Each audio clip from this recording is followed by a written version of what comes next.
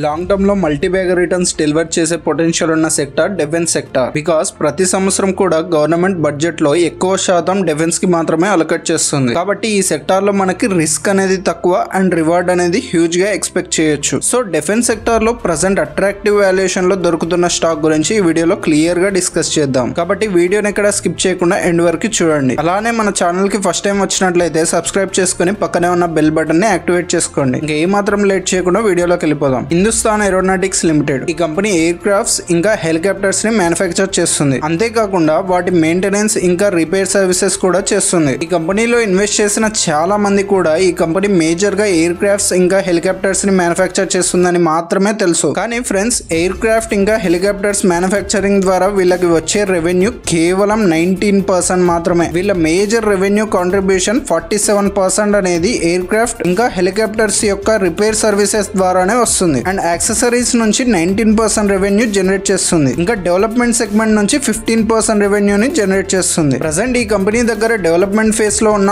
Orders వార్త్ వచ్చేసి 60,000 crores. ఈ orders లో వీళ్ళు ఎయిర్ క్రాఫ్ట్ ఇంకా హెలికాప్టర్స్ మ్యానుఫ్యాక్చరింగ్ ఇంకా 240 ఏరో ఇంజన్స్ ని మ్యానుఫ్యాక్చరింగ్ చేయనున్నారు. వీళ్ళకి ఈ ఇయర్ లో 34,000 crores విలువ గల మేజర్ ఆర్డర్ కూడా వచ్చే ఛాన్స్ ఉందని మేనేజ్మెంట్ చెప్తుంది. కాబట్టి దీన్ని బట్టి కంపెనీ ఆర్డర్ బుక్ చాలా స్ట్రాంగ్ గా ఉన్నట్లు మనం అర్థం చేసుకోవచ్చు. ఈ కంపెనీ ప్రెసెంట్ మనకి ఆల్ టైమ్ హై నుంచి ఏకంగా 31% డిస్కౌంట్ లో దొరుకుతుంది. ఈ కంపెనీ యొక్క ఫండమెంటల్స్ చూసుకుంటే ఈ కంపెనీ మార్కెట్ క్యాప్ ని బట్టి ఇది లార్జ్ క్యాప్ కంపెనీగా చెప్పుకోవచ్చు. ఈ company present 30 price to earnings లో ట్రేడ్ అవుతుంది. ఇది ఇండస్ట్రీ పీ కన్నా చాలా తక్కువ వాల్యుయేషన్ లో ట్రేడ్ అవుతుంది. కంపెనీ ROCE 38% గా ఉంటే ROE అనేది 28% గా ఉంది. దీన్ని బట్టి కంపెనీ మ్యాసివ్ గా గ్రో అవుతున్నట్లు మనం అర్థం చేసుకోవచ్చు. అండ్ కంపెనీకి ఎలాంటి డెప్ట్ అనేది లేదు, which is big positive for the company. ఈ కంపెనీ ఫైనాన్షియల్స్ విషయానికి వస్తే నెట్ ప్రాఫిట్స్ కన్సిస్టెంట్ గా ఎవ్రీ ఇయర్ కూడా పెరుగుతున్నాయి. కంపెనీ రిజల్ట్స్ బాగున్నా కానీ కంపెనీ ఫాల్ అవ్వడానికి గల రీజన్స్ వచ్చేసి number 1 due to budgetary allocation. ఈ ఫైనాన్షియల్ ఇయర్ లో డిఫెన్స్ కోసం 6.81 lakh crores ని అలొకేట్ చేశారు. ఇది ప్రీవియస్ ఇయర్ తో కంపేర్ చేస్తే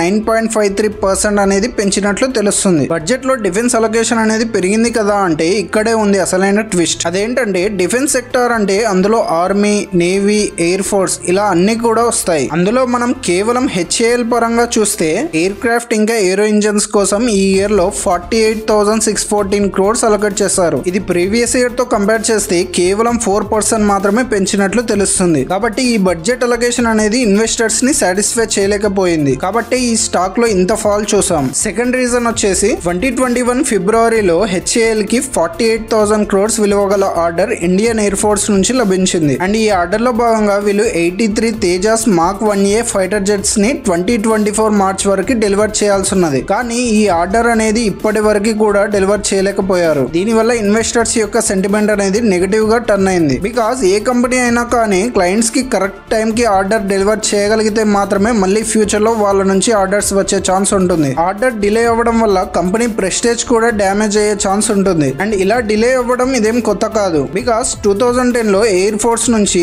40 తేజాస్ Mark 1 జెట్స్ మ్యానుఫ్యాక్చరింగ్ కోసం ఆర్డర్ వస్తే అందులో 4 జెట్స్ ని ఇప్పటికీ కూడా డెలివర్ చేయలేకపోయారు. దానికి గల రీజన్ వచ్చేసి ఈ తేజాస్ జెట్స్ మ్యానుఫ్యాక్చరింగ్ అంతా HAL చేస్తుంది ఎక్సెప్ట్ ఇంజన్ ని వీళ్ళు వేరే కంట్రీ నుంచి ఎక్స్పోర్ట్ చేసుకుంటారు. కాబట్టి HAL సైడ్ మ్యానుఫ్యాక్చరింగ్ అంతా అయిపోయినా కూడా ఇంజన్ డిలే వల్ల మాత్రమే ఓవరాల్ ఆర్డర్ డిలే అవుతున్నట్లు HAL మేనేజ్మెంట్ చెప్పుకొచ్చారు. సో వీళ్ళు ఎప్పుడైతే ఈ ఆర్డర్స్ ని ఎక్కువగా డిలే లేకుండా డెలివర్ చేయగలుగుతారో అప్పటి నుంచి ఈ స్టాక్ లో మంచి ర్యాలీ చూసే ఛాన్స్ ఉంది. కాబట్టి ఇన్వెస్టర్స్ మెయిన్ గా ట్రాక్ చేయాల్సింది వచ్చేసి వీళ్ళ డెలివరబుల్స్. ఐ హోప్ మీకు ఇప్పుడు స్టాక్ ఇంతలా ఫాలో అవడానికి గల రీజన్ అర్థమైంది అనుకుంటా. ఇది గైస్ మన వీడియో ఎలా అనిపించిందో కామెంట్ చేయండి. అలానే నెక్స్ట్ ఏ స్టాక్ పైన అనాలిసిస్ చేయాలనేది కామెంట్ చేయడం మాత్రం మర్చిపోకండి.